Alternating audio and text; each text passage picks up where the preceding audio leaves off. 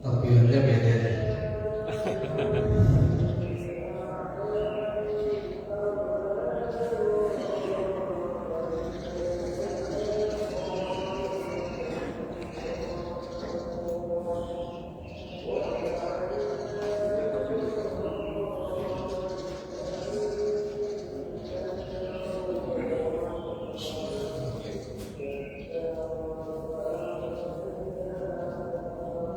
Yang muncul halaman depan duplikat.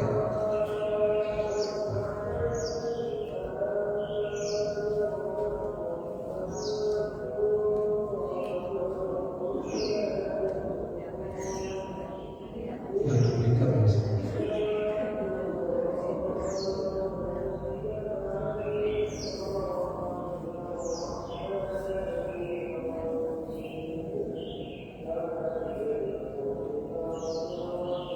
Biasanya ada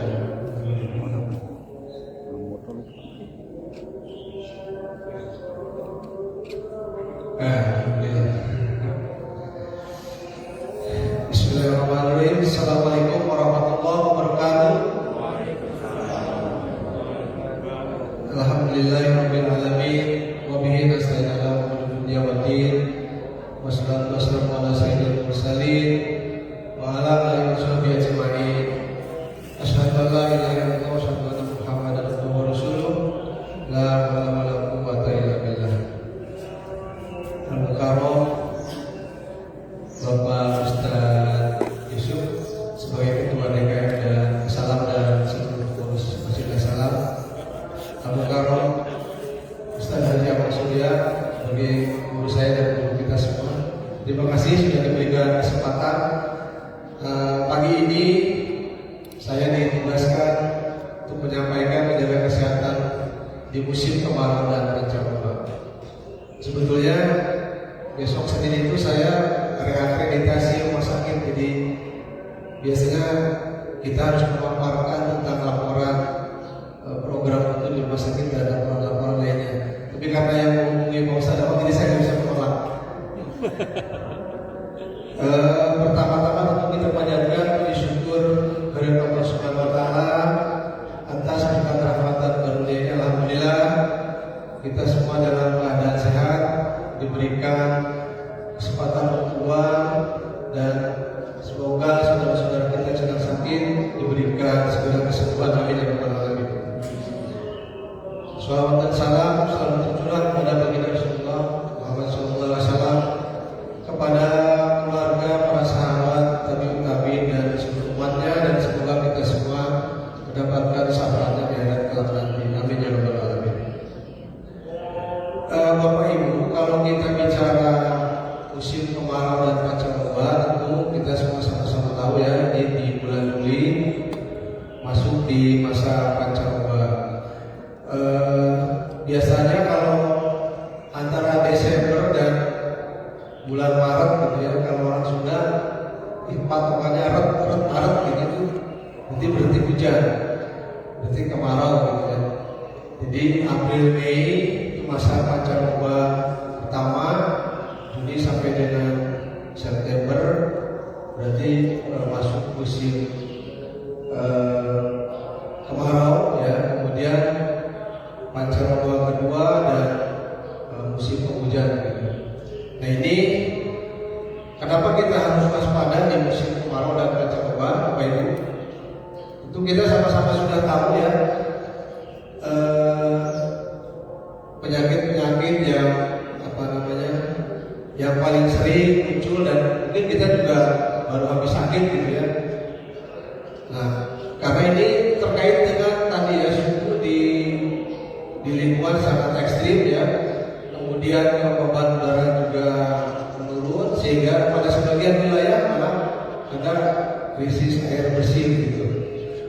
Nah, kondisi-kondisi ini yang memicu potensi terjadinya dehidrasi ya, kekurangan cairan, karena kadang-kadang respon kita, tubuh kita ya, kalau kita sudah haus itu artinya tandanya sebenarnya sudah kekurangan cairan, Bapak Ibu. Jadi kita kadang-kadang seringkali minum itu ketika kita aktivitas ya, di cuaca-cuaca yang super ekstrim itu karena kita sudah lupa minum, jadi lupa haus dulu. Nah ini sebenarnya haus itu langsung merespon tubuh bahwa itu tubuh kita sudah kekurangan cairan. Nah ini tentu harus kita waspadai ya. Kemudian, nah Bapak Ibu mungkin tahu ya kira-kira resiko-resiko penyakit apa saja ya yang paling sering di musim kemarau dan pancaroba ini. Saya kebetulan kalau setiap edukasi saya sering bawa hadiah, ada hadiah. Nanti pertanyaan pertama saya kasih aja yang kecil dulu ya. Silakan Bapak Ibu, kira-kira penyakit-penyakit apa saja yang harus kita waspadai di musim pancaroba ini? Pilek, batuk, ya, udah sebutkan minimal 7 ya, 5 ya. Apa boleh?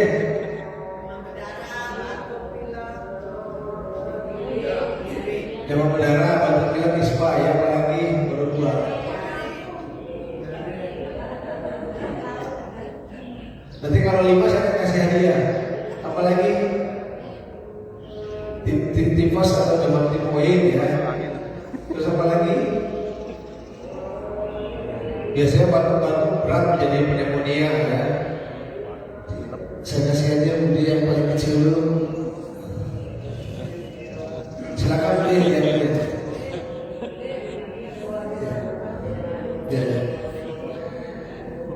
Ya, jadi jamaah masih tak salah Bapak Ibu yang senantiasa dirahmati dan diberkahi Allah Subhanahu wa taala. Jadi penyakit-penyakit yang ini saya ambil data dari profil di layanan primer 2025 di Kabupaten Bogor ya. Itu di kunjungan puskesmas, di kunjungan poliklinik dan perawatan rumah sakit itu sebagian besar adalah pertama adalah ispa tadi ya, bisa influenza ya atau rhinovirus ya, kemudian juga penyakit-penyakit ispa yang menjadi berat biasanya menjadi pneumonia ya.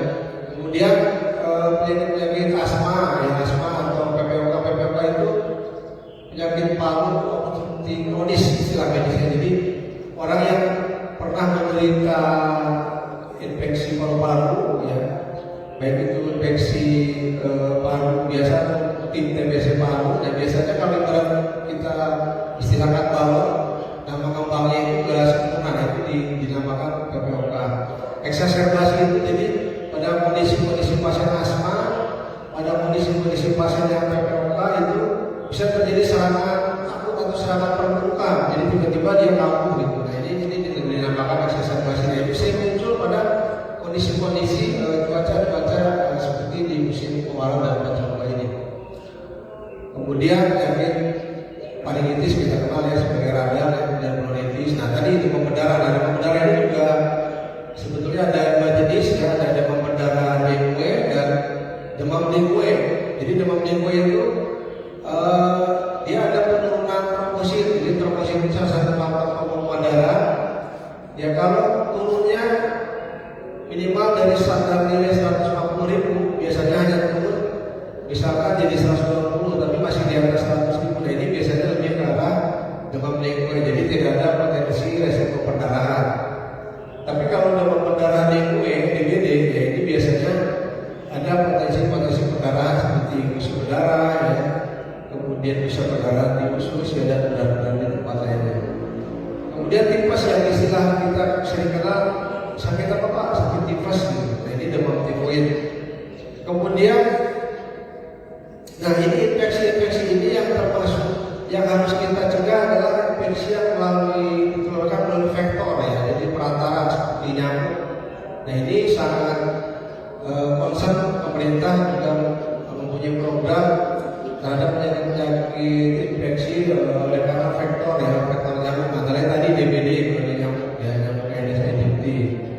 Kemudian penyakit kulit, ya, kulit juga sama, ya, misalkan bisa karena alergi karena terik matahari yang terlalu panas, ya. Kemudian karena sering berkeringat, daerah-daerah lembab, biasanya daerah tertentu sering jadi infeksi bakteri atau jamur.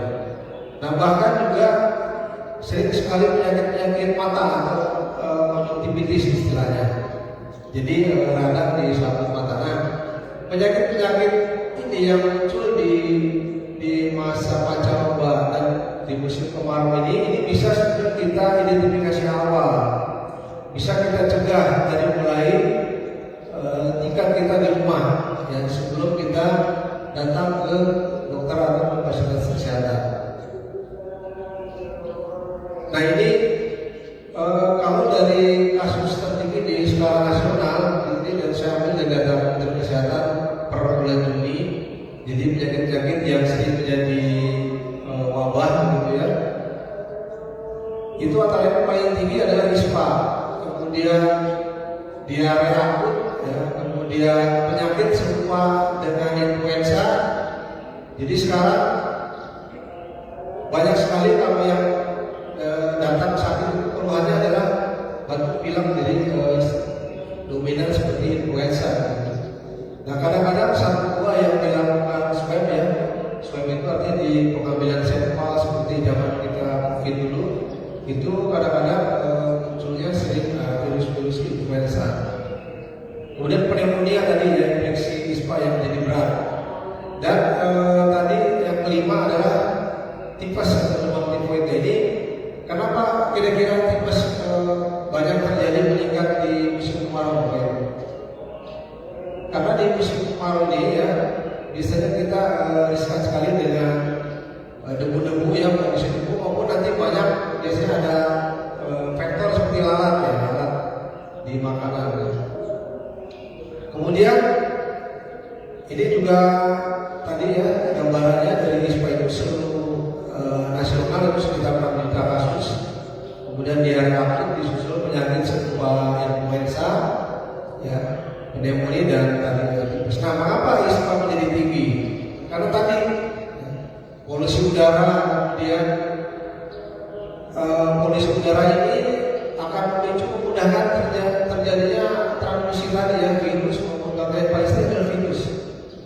Jadi makanya kita perlu melakukan langkah-langkah pencegahan apa saja nanti yang harus kita lakukan. Nah dari peta penyakit tadi yang di musim kemarau dan pancaroba ini data dari Dinas Kesehatan di Kabupaten Bogor dan Jawa Barat tahun 2025, ya.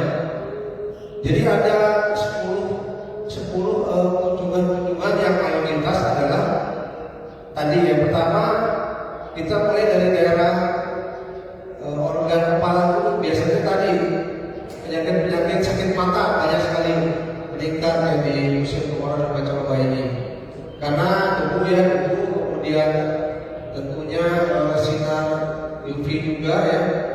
Nah kemudian di musim kemarau dan pancaroba ini biasanya untuk mencegah terjadinya tadi iritasi terhadap kulit, yang kita melakukan aktivitas di luar yang cukup lama, ini juga biasanya kita memerlukan semacam protection, gitu, ya. Kalau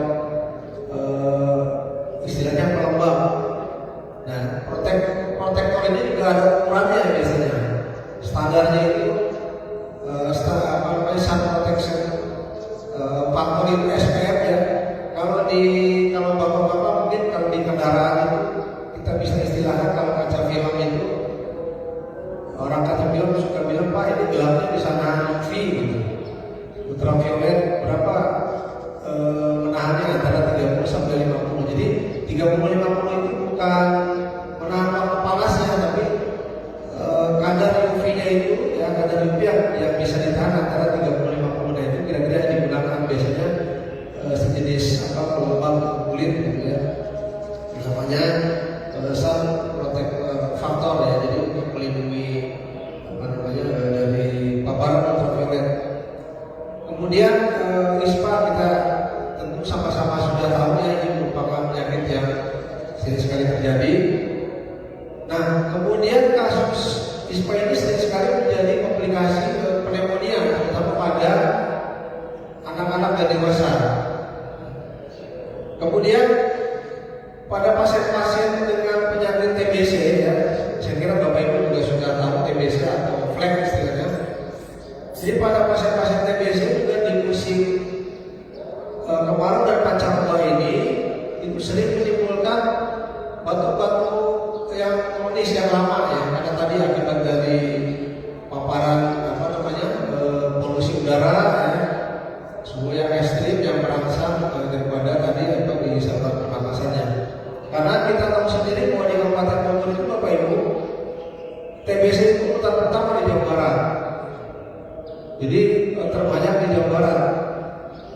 Kita bisa bayangkan seberapa cepat penularan TBC terutama di musim kemarau dan pancaroba ini. Jadi nanti kita tahu apa yang harus kita lakukan. Kemudian pasien-pasien dengan komorbid seperti hipertensi ya, kemudian diabetes itu biasanya meningkat kunjungannya ke fasilitas kesehatan. Nah, diduga bahwa dengan peningkatan suhu yang ekstrim yang terlalu panas gitu ya, ini merangsang daripada pembuluh darah kita dengan pengaturan termoregulasi tubuh akan beradaptasi ketika kita kondisi panas, maka kita akan mengeluarkan cairan. Kondisi tadi seperti respon hausnya yang terganggu atau kita minum itu biasanya tunggu haus dulu. Nah ini ternyata mempengaruhi terhadap pengentalan darah pada pasien hipertensi. Jadi biasanya pada pasien-pasien hipertensi walaupun tidak ISPA ya, kadang-kadang keluhannya muncul, bisa sakit kepala, nyeri badan, ya ini salah satu tanda-tanda tadi yang diduga karena meningkatnya pengentalan darah. Kemudian keluhan-keluhan lain seperti biasanya keluhan lambung sering sekali. Saya kira kita juga sudah sama-sama tahu bahwa keluhan-keluhan mual muntah ya, keluhan-keluhan diare ini sering juga terjadi di musim kemarau dan pancaroba ini. Nah biasanya untuk di pencernaan paling sering adalah kuman sejenis kuman E. coli ya, kita kuman coli. Jadi E. coli ini jadi kuman penyebab diare. Nah biasanya justru pada orang-orang yang tinggal di wilayah misalkan di pemungut sampah gitu ya, yang banyak E. coli, dia mungkin sudah kual karena sering terkontaminasi. Jadi, nah tapi kalau kita ada kondisi-kondisi tertentu yang dimana misalkan makanan yang kurang higienis, kemudian cucinya nggak bersih, yang biasa sering terdapat di apa buah yang cucinya tidak bersih, kemudian makanan yang mungkin makanan sebelum dimasak ya proses cucinya kurang higienis, atau di sayur-sayuran juga. Nah ini sering sekali terpapar kuman E. coli. Nah jadi tidak perlu takut ya. Yang biasanya agak sedikit perlu diwaspadai adalah kuman Entaphobacillus politica. Jadi biasanya kalau kita kenal dengan disentri. Jadi kalau kita diare kadang-kadang ada disentri dengan lendir dan darah. Nah ini biasanya penyebabnya kuman yang sejenis yang berbeda. Nah ini biasanya perlu kita waspadai karena kalau yang ada disentri dari darah biasanya akan lebih lama dari kesembuhannya dibanding E. coli. Kemudian penyakit kulit tadi ada hepatitis ya, bisa jamur, bakteri. Nah, ini juga sama ya, paparan-paparan karena iritasi, karena suhu-suhu lingkungan yang cukup ekstrim. Nah, tentu kita juga sama-sama tahu ya, kadang-kadang kalau kita mau periksa ke fasilitas kesehatan, ke dokter itu kita kan harus bisa melakukan pertama-pertama gitu di rumah. Tapi kita juga harus mengenali sign atau tanda-tanda apa saja yang harus kita waspadai. Nah, pertama dari suhu tubuh. Nah, kadang-kadang seringkali di zaman di masa pacaran dan kemarau ini, terutama ibu-ibu yang punya anak kecil gitu ya, ini ketika ada demam-demam karena virus ya, karena kita seringnya banyak karena virus, itu karakter demamnya tiba-tiba tinggi. Nah, karakter demam tiba-tiba tinggi, dan kadang-kadang sudah panik, sudah khawatir gitu. Nah, sebetulnya yang perlu kita waspadai adalah bagaimana kecukupan cairannya, gitu, cairan tubuh. Karena ketika demam biasanya suhu tubuh kita naik lebih dari 5 derajat dari suhu normal. Kalau suhu normal rata-rata 37,2 ya. Bisa naik 5 derajat dari suhu normal, itu kebutuhan cairan kita akan meningkat. Jadi patokannya adalah ketika kita demam ya, maka minum harus lebih banyak. Begitu juga pada anak kita. Jadi tidak perlu dikhawatirkan karakter demam karena virus itu bisa naik ke tubuh tinggi ya. Nah, tapi yang perlu kita pantau adalah kecukupan cairan tubuhnya. Kalau buang air kecilnya antara 3-4 jam, terus pipis ya ada, itu juga dewasa. Nah, kalau kita 3-4 jam sekali ada buang air kecil, artinya cairan tubuh kita cukup. Jadi tidak perlu khawatir. Jadi bisa kita minum paracetamol di rumah yang ada tersedia ya, atau ibuprofen. Nah, namun yang perlu diwaspadai ketika demamnya nanti sudah lebih dari 3 hari atau demamnya sangat tinggi dan ada disertai gejala-gejala yang lain. Nah, itu bisa kita langsung ke dokter atau ke fasilitas kesehatan terdekat. Kemudian kalau dari pernapasan tentu yang perlu kita waspadai kepada anak-anak ya, ini adalah sesak. Biasanya pada kasus pneumonia, tanda-tanda sesak saya kira kita sudah sama-sama tahu ya. Biasanya kalau anak-anak, dewasa hampir sama ya. Jadi dari hidungnya, biasanya hidungnya jadi ada napas kuping hidung namanya. Hidungnya kembang kempis, kemudian dinding dadanya kelihatan napasnya lebih cepat ya. Nah, ini harus kita waspadai, kita bawa ke dokter atau fasilitas kesehatan. Begitu juga pencernaannya, saya kira pencernaan kita sama-sama tahu ya. Kalau mual-mual yang kita masih kita bisa minum obat, kemudian berkurang, berarti artinya aman. Tapi kalau sudah diberikan obat terus masih muntah-muntah, nah ini tentu mencegah terjadi dehidrasi, kita harus segera bawa ke fasilitas kesehatan terdekat atau ke dokter ya.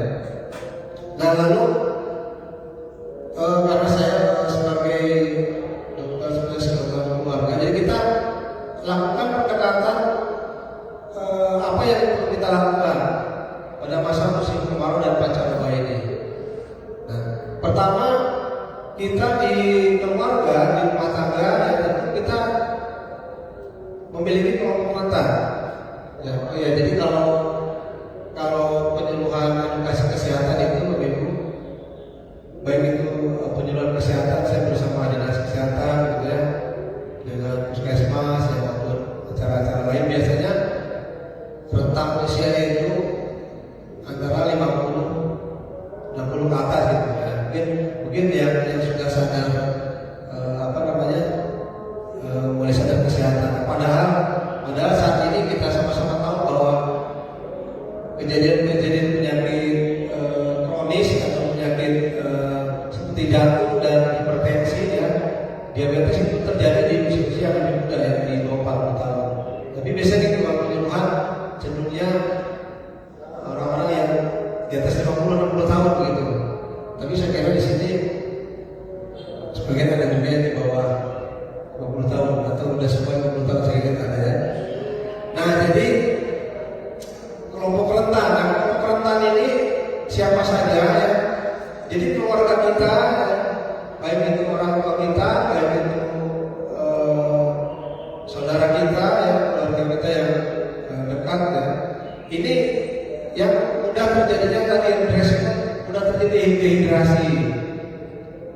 kepada lansia yang usia di atas 65 tahun. Nah, ini biasanya respon haus itu cenderung terganggu. Jadi ketika kita kekurangan cairan dehidrasi yang sudah saya sampaikan di awal, ya, itu biasanya pada usia lansia ini sering terganggu. Jadi mereka potensi terjadi dehidrasi. Maka dari itu kecukupan cairan seperti yang saya juga telah sampaikan di edukasi saya di media sosial maupun edukasi sebelumnya, bahwa kebutuhan cairan itu tergantung dari aktivitas kita. Apalagi ditambah dengan musim kemarau pancaroba ini, otomatis kebutuhan jadi meningkat. Nah, contoh kalau kita aktivitas ringan, kita hanya duduk-duduk ya, kemudian tidak ada aktivitas olahraga, tidak mengerjakan pekerjaan rumah tangga, itu biasanya kebutuhan cairannya 30 ml kali berat badan. Nah, kalau sederhananya kadang-kadang kita mengenalnya minumnya 8 sampai 10 gelas gitu ya, sudah ada hitungannya. Jadi kalau kita berat badan 60 kilo, kalau yang aktivitas ringan itu berarti sekitar berapa? 30 800 dalam 24 jam.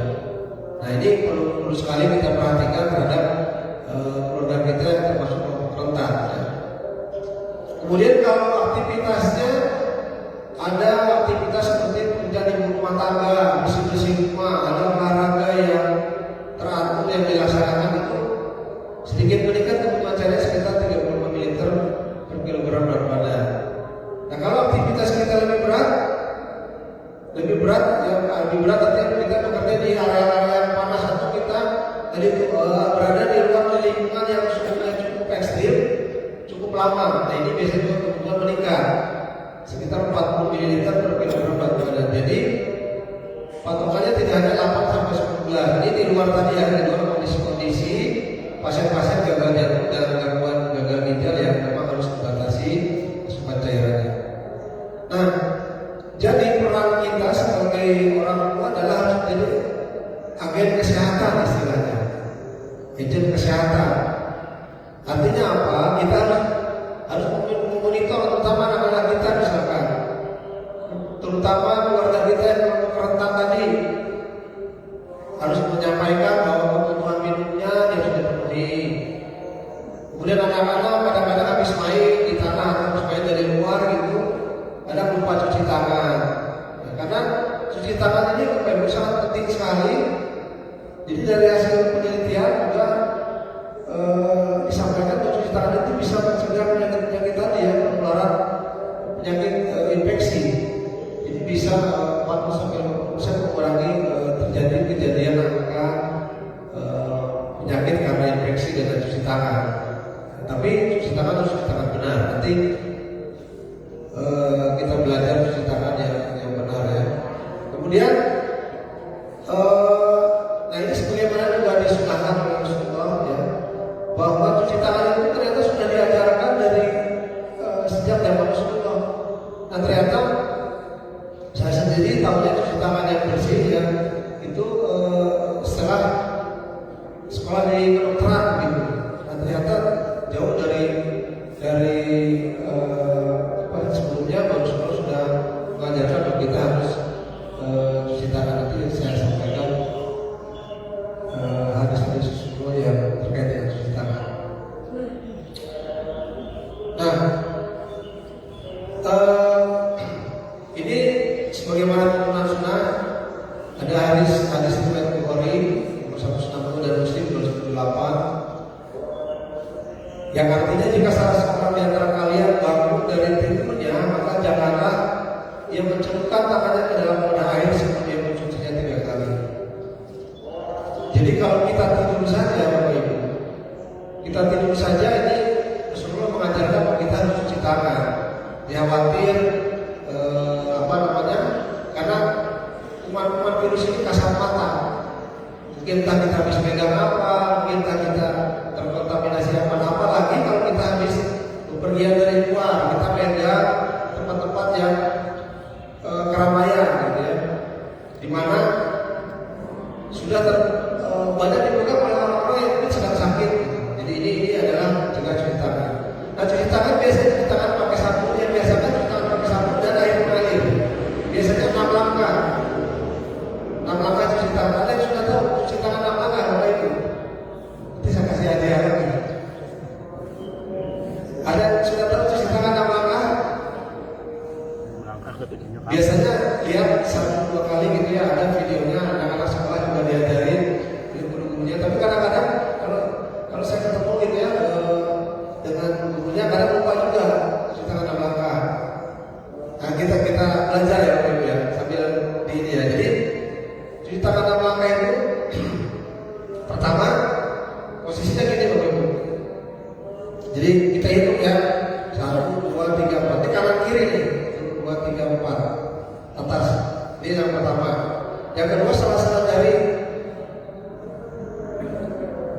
Dia kedua, hitungannya boleh 1, 2, 3, 4, 1, 2, 3, 4 ya. Terus yang ketiga ini dikunci. Nah ini kuncinya kita bersihkan tangannya. Jadi 1, 2, 3, 4 ini. Jadi kita sapu, kita bersihkan kanan kiri. Terus kemudian, nah ini yang keenam. Jadi pertama kita ambil sabun ya, sabun atau hand rub biasanya. Nah ini pertama telapak dulu, 1, 2, 3, 4 ya. Baru nanti yang kedua ini 1, 2, 3, 4 kanan kiri. Kemudian setelah ini 1, 2, 3, 4. Tapi kalau usah dihitung ya, udah lama ya misalnya gitu. Jadi ini bersihkan sela-sela ya. Bisa Bapak Ibu ya. Jadi 6 langkah cuci tangan. Jadi kalau kita mau ngajarin anak-anak kita 6 langkah cuci tangan, kita harus hafal dulu ya. Bisa dulu. Ya ini juga belum yang tadi sudah disampaikan tentang fisik ya, mungkin karena apa namanya penurunan vektor yang melalui air ya. Cepat-cepat aja. Nah yang perlu saya sampaikan, saya sampaikan ini adalah terkait dengan penggunaan antibiotik Bapak Ibu. Sering sekali apa namanya pasien-pasien itu yang datang ke dokter biasanya kalau kita tanya, saya sudah minum obat di apotek, sudah minum antibiotik. Nah ini yang di program pemerintah juga sekarang lagi gencar-gencarnya tentang pengendalian penggunaan antibiotik obat atau PPRA. Kenapa? Karena resistensinya sudah tinggi Bapak Ibu. Kadang-kadang sebagian besar ada yang langsung minum obat amoxicillin dari apotek. Kadang saya pernah juga diberikan obat yang golongan-golongan yang sudah tinggi gitu. Kenapa kekhawatiran tidak boleh? Karena kadang-kadang kita minum obat itu, mungkin saya sendiri sama Bapak Ibu. Kalau minum obat nggak banyak-banyak, kalau udah misalkan udah 2-3 kali minum udah selesai, udah nggak diminum lagi kan gitu ya. Nah ini khawatir antibiotik juga begitu. Makanya padahal sebagian besar penyakit yang muncul di musim pancaroba ini adalah karena virus. Jadi antibiotik ini bukan khawatir tadi virus yang kecuali sudah ada tanda-tanda infeksi sekundernya gitu.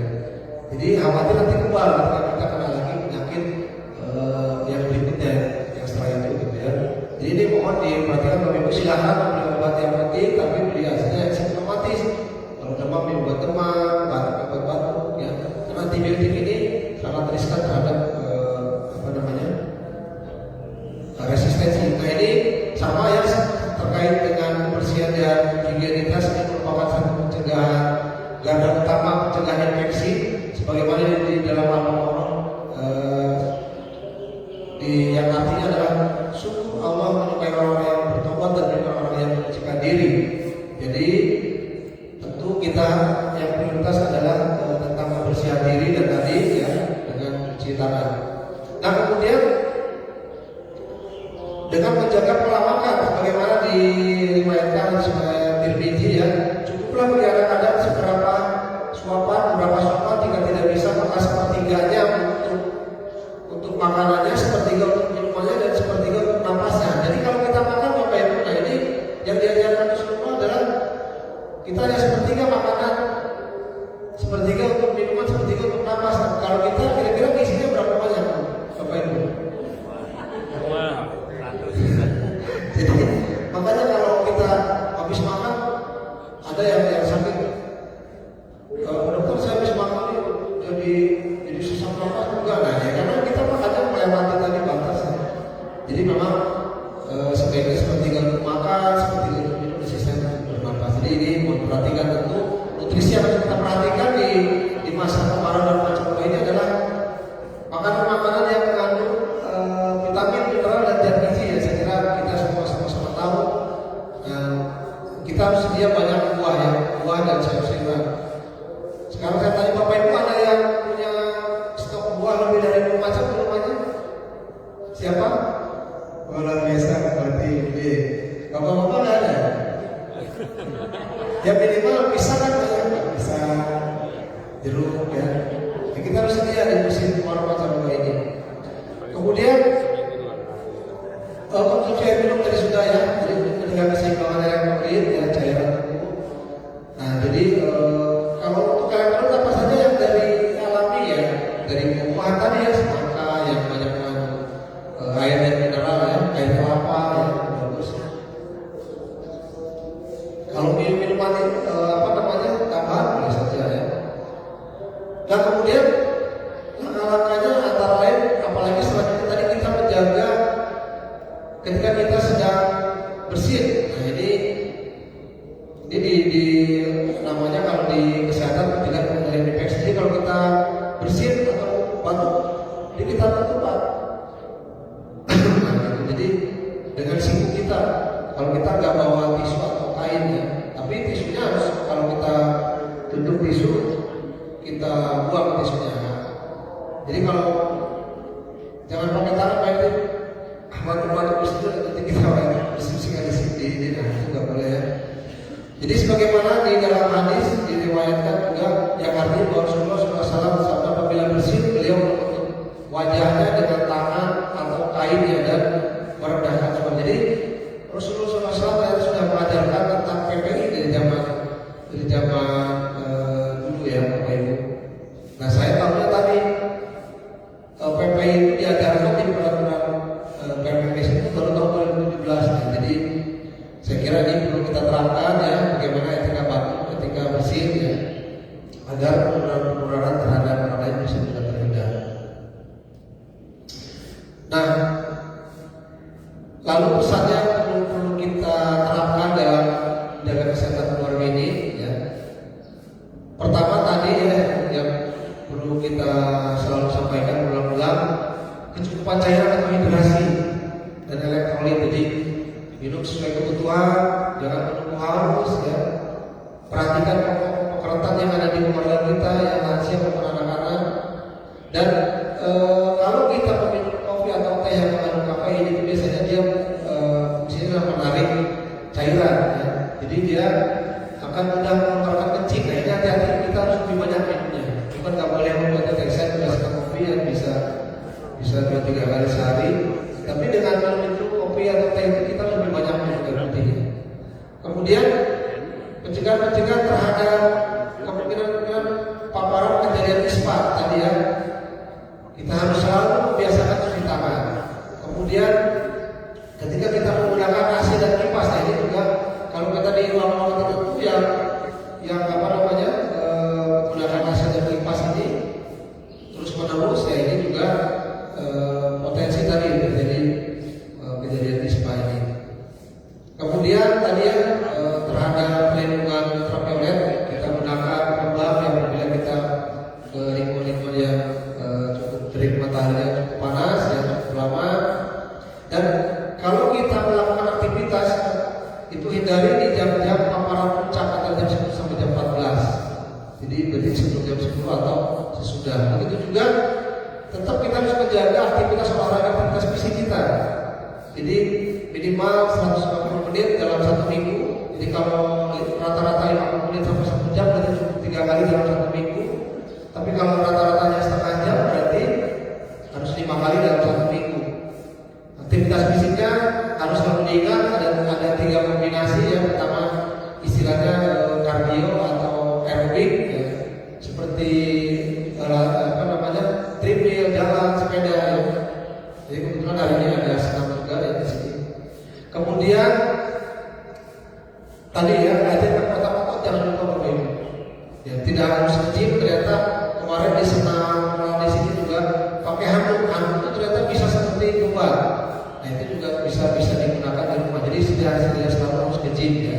Kemudian tadi ya selain aerobik ya tadi, kemudian latihan otot-otot, dan biasanya ada yoga, latihan seperti pernapasan gitu. Itu bagus juga. Nah jam-jamnya tadi diambil ya, jadi bisa pagi hari atau sore hari. Saya lihat Pak Haji Soleh, saya lihat ya, beliau kalau pagi itu setelah subuh lari itu. Saya pengen ikut sebenarnya kadang-kadang nggak bisa ya. Tapi Tapi apa kita bisa juga tripnya di rumah. Nah saya kira waktu sudah jam 6 sudah waktu disuruh. Saya kira mungkin itu nanti boleh saya buka pertanyaan kayaknya ada hadiahnya, biar mau pulang lagi. Boleh ya? Atau mungkin ada pertanyaan dulu silakan. Ibu. Sebelum saya berikan pertanyaan. Apa yang nanya dapat hadiah? Dapat hadiah. Ya. Yang nanya tadi dapat hadiah. Oh ada hadiah boleh. Saya silakan komentar. Yang lain dapat hadiah boleh ya. Nanti saya tanya dulu. Pak Adincu. Assalamualaikum warahmatullahi wabarakatuh. Waalaikumsalam. Pak Dokter, saya ingin menanyakan ini ingin mengetahui aja bagaimana olahraga yang saat ini dilakukan oleh masyarakat, khususnya olahraga di malam hari, itu baik atau tidak? Itu saja. Olahraga apa itu? Olahraga yang dilakukan pada saat malam hari. Malam hari. Ya. Baik. Malam hari jam berapa ya? Jam Ya setelah maghrib, hingga sampai dengan malam jam 10. seperti badminton ya. Futsal, badminton, yoga, Lari. Sering ketemu Ya, lari ya. itu.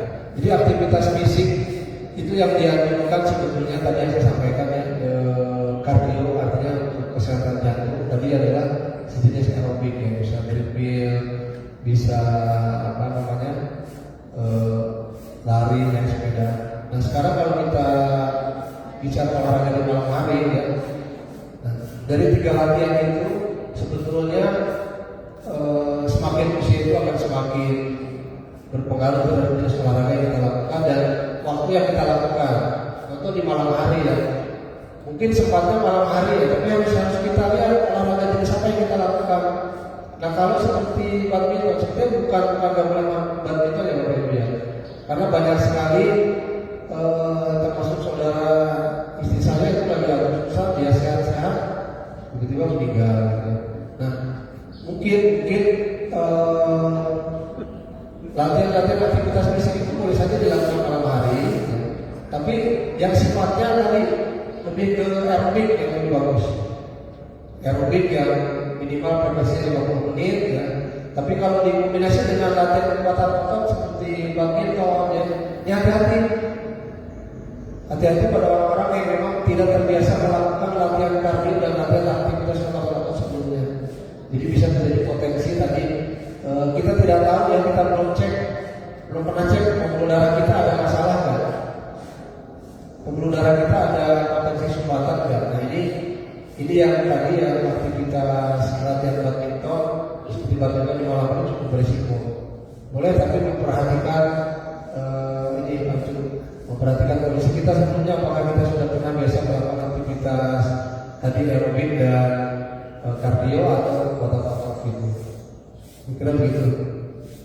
Ini tempat tadi ya. Maju. Ada lagi kalau tadi saya kasih pertanyaan Dari ibu-ibu, silakannya Bu.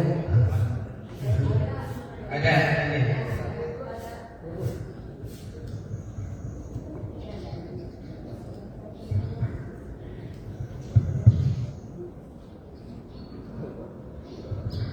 Assalamualaikum warahmatullahi wabarakatuh.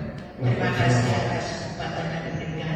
Pak Dokter, saya mau nanya, di akhir-akhir ini ketika saya berbicara misalnya pada atau mengeluarkan suara pada acara kajian dan lain-lain, itu sering, padahal saya sebelumnya sudah minum dulu sebelum acara dimulai. Ketika acara berjalan itu saya punya tenggorokan, sakitnya luar biasa, maksudnya kering, rasa kering banget, sehingga ketika mengeluarkan suara itu sepertinya susah. Itu apa karena itu dehidrasi tadi atau pengaruh yang lain? Terima kasih. Assalamualaikum warahmatullahi wabarakatuh. Waalaikumsalam warahmatullahi wabarakatuh. Ya, Ibu ada penyakit komorbid seperti diabetes itu enggak? Nggak ada dong. Ada. Ya, itu dirasakan tenggorokan ini saat kamu tidur atau pada saat? Nah, saat lagi memberikan kajian. Oh iya. Ya. Artinya pada saat banyak bicara ya. Iya. Jadi betul salah satunya tadi ketika kita melakukan aktivitas termasuk banyak bicara itu juga kebutuhan akan cairan tubuhnya juga meningkat. Jadi salah satunya bisa ya karena kekurangan cairan satu bisa. Yang kedua mungkin ya juga bisa jadi larinya atau pita suaranya itu ya ibaratnya butuh istirahat juga, mungkin kebanyakan kajian ya, undangan kajian gitu ya. Ya, jadi istirahat bicara juga, jadi bukan istirahat dulu ya, istirahat bicara. Jadi itu perlu juga. Kadang-kadang kita sering walaupun lagi sholat waktu tetap harus ngomong terus kalau ibu gitu ya bisa. Nah, itu sebetulnya perlu istirahat bicara dulu. Nah, yang pertama tadi juga cairan jadi meningkat betul. Saya kira Terima kasih. baik, terima kasih. Saya kira cukup ya, karena waktu sudah tidak lewat. Baik, terima kasih. Yang baik datangnya dari Allah Subhanahu wa Ta'ala, yang salah dari saya pribadi. Kita tutup dengan doa majlis. Subhanallah. Terima kasih. Demikian dari Hidayah. Wassalamualaikum warahmatullahi wabarakatuh. Waalaikumsalam warahmatullahi wabarakatuh.